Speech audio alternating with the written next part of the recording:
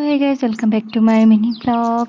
আৰু আজি ভিডিওটো ষ্টাৰ্ট কৰিছোঁ কি কৰা আছিম বা বেলেগ এনেকুৱা কোনো ভিডিও নহয়। আজি দিনটোতনো কি কৰিলোঁ তাৰে ভিডিও অকণ কৰিছোঁ। আৰু বৰষুণৰ বতৰত মই গৈ আছোঁ ডিউটিলৈ আৰু এইখিনি জেগাখিনি খুব ভাল লাগিলে, সেইকাৰণে ভিডিও এটা কৰি থৈ দিলোঁ।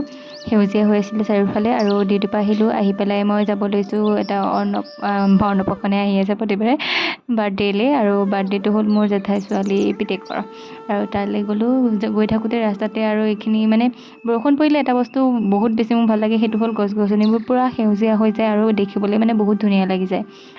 ভণ্টিয়ে দূৰৈৰ পাহাৰৰ মানে দৃশ্যবিলাক অকণ কেপচাৰ কৰি আহিছিলে।